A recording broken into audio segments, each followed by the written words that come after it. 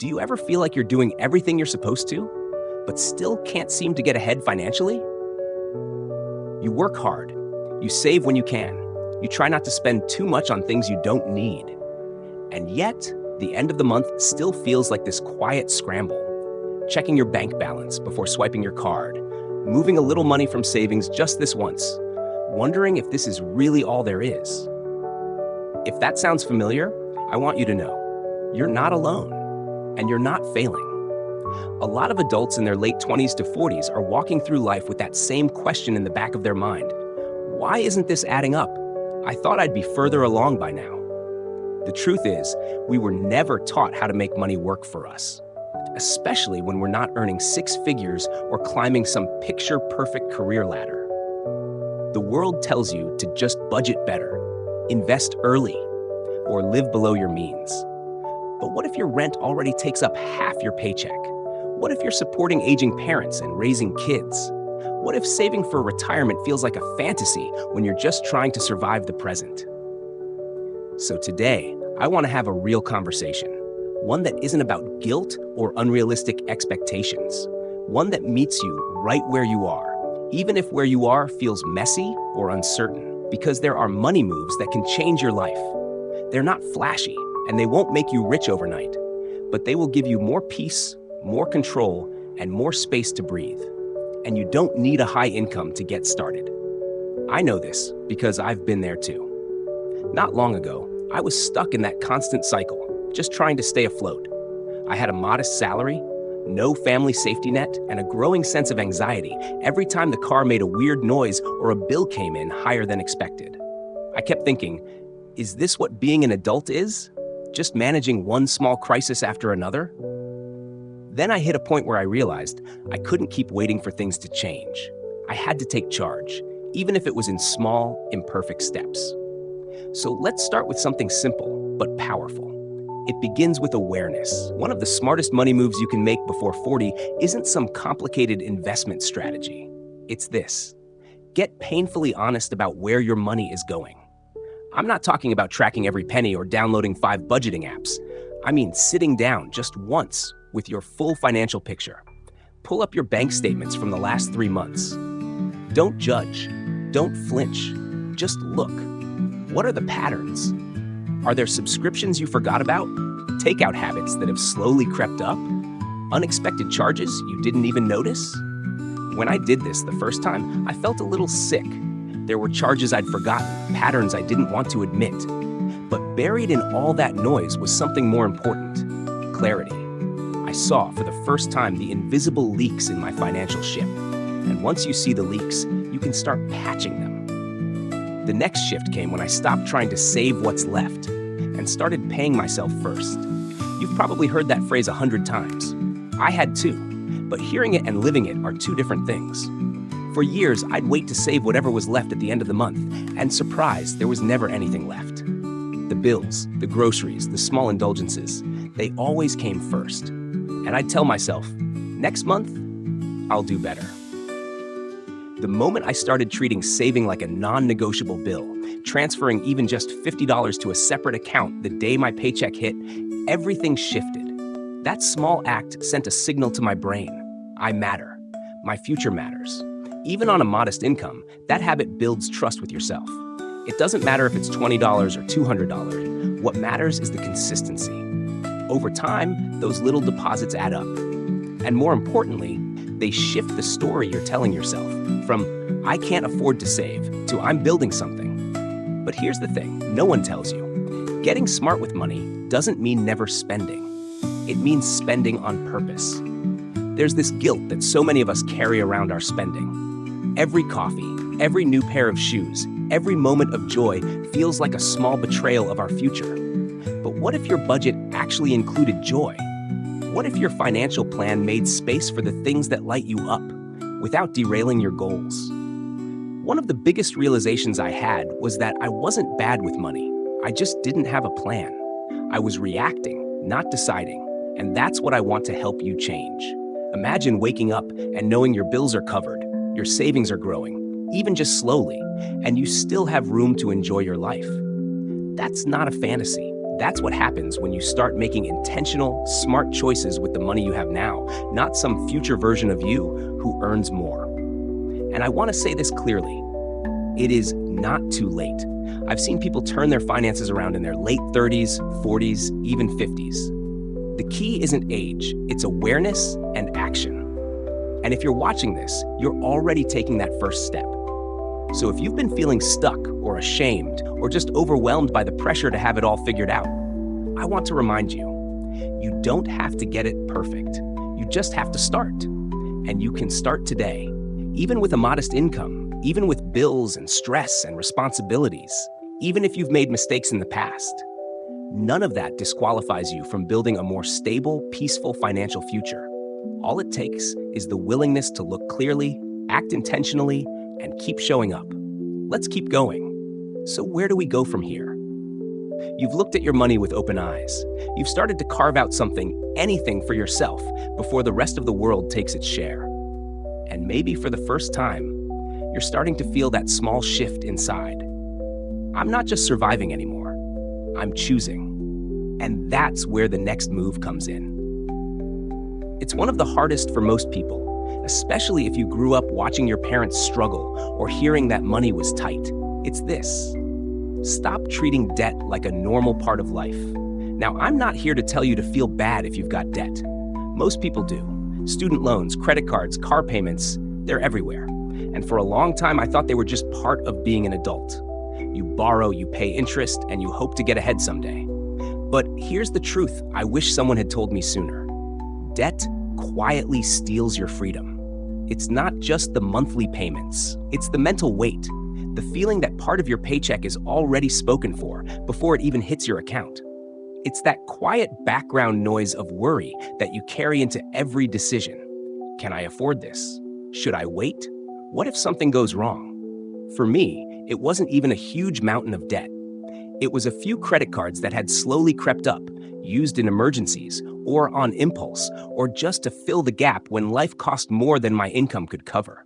But month after month, even as I made the minimum payments, I realized the number wasn't really going down.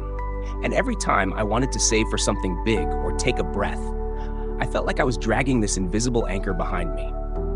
So I made a decision, not to become debt-free overnight, but to stop feeding the cycle. I stopped using credit for anything I couldn't pay off immediately. I called the banks, negotiated interest rates, and even transferred balances to lower-rate cards. I cut up the ones that were causing the most damage, not out of shame, but out of clarity. I knew where I was headed, and I didn't want to be detoured again. It was slow, it was boring, it wasn't glamorous. But you know what? Month after month, I started to see the light again. Not just in my budget, but in how I felt. I could breathe deeper. I could look at my bank account without flinching. And maybe most importantly, I started to believe that I could have choices again. And that leads me to something I didn't expect to matter so much. Something I think every adult needs, even if they think they're not ready for it yet. An emergency fund.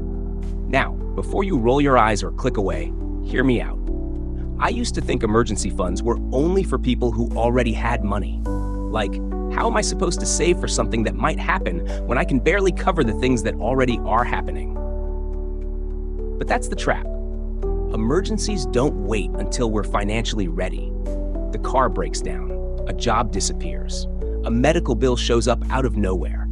And if you don't have a cushion, those moments can knock you down hard. An emergency fund isn't about preparing for disaster. It's about buying peace of mind. It's about giving yourself a buffer between you and panic.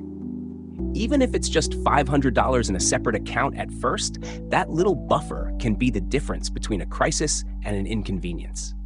I remember the first time I used mine. My laptop, a tool I literally need for work, died out of nowhere. A few years earlier, that would have sent me into a spiral.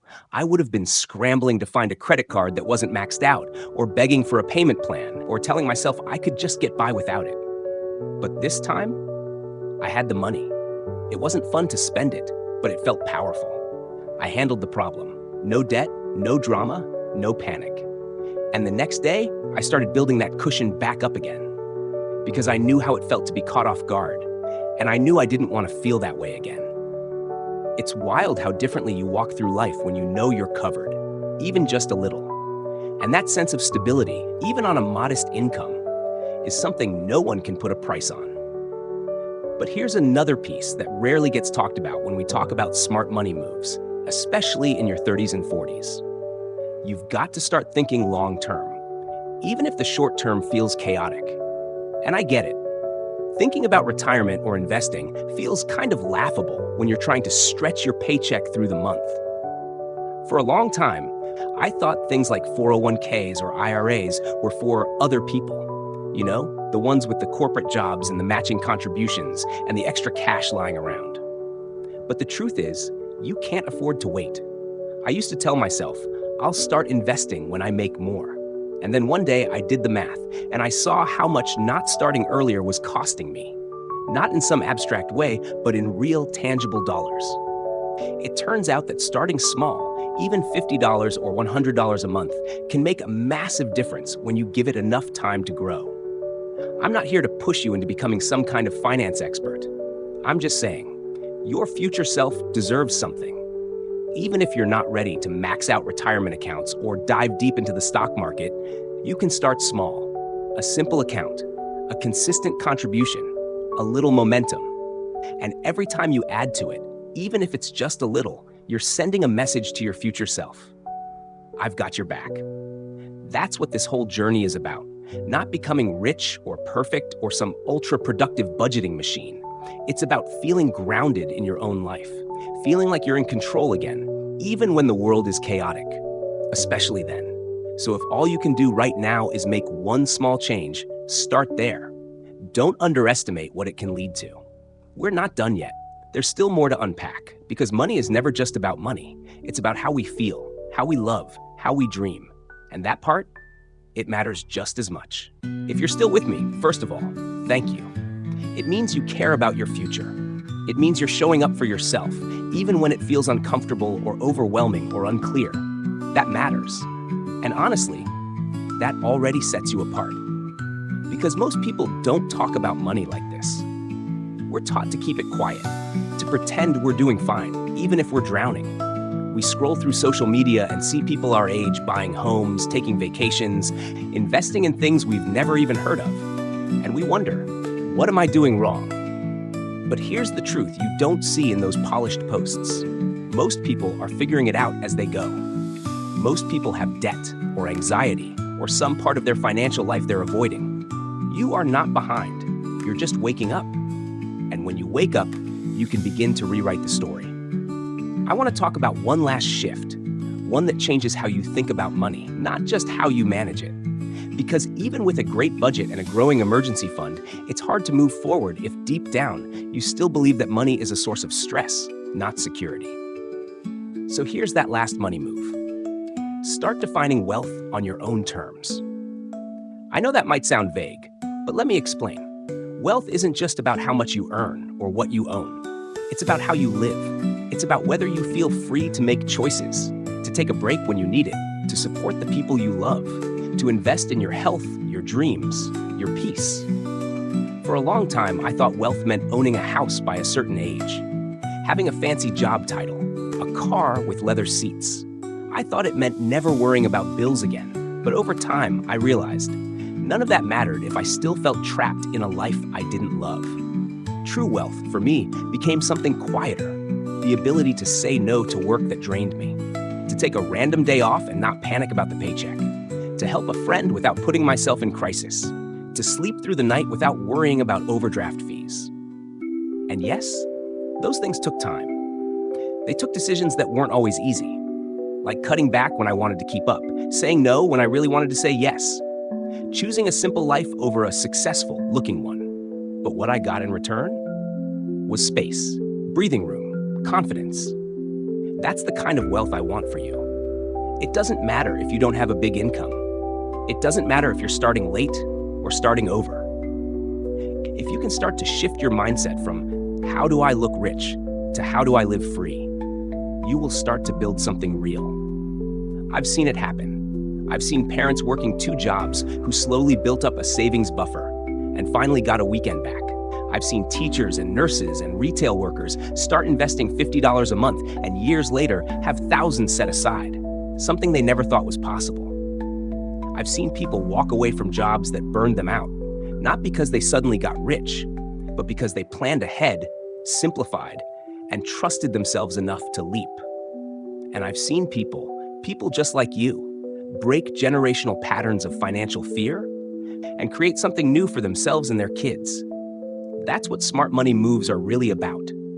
Not perfection, not comparison, not hitting some made-up milestone by age 30 or 40 or whatever the internet says. They're about power. Quiet, steady, personal power. The kind that comes from being honest with yourself, making intentional decisions, and refusing to let shame or scarcity run your life anymore. So wherever you are today, whether your bank account is flourishing or flatlined, I want you to hear this.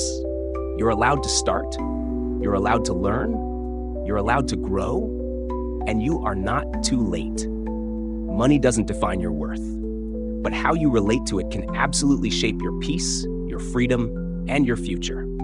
And the good news is, you don't have to do this alone. There's a whole community of people out there, people like you, who are asking better questions, who are unlearning the shame, who are saying, I want something different and I'm willing to do the work. And if you want to be part of that journey, I'm here for it. I'd love to hear your story in the comments. What's one small money move that changed things for you? Or one step you're committing to after watching this?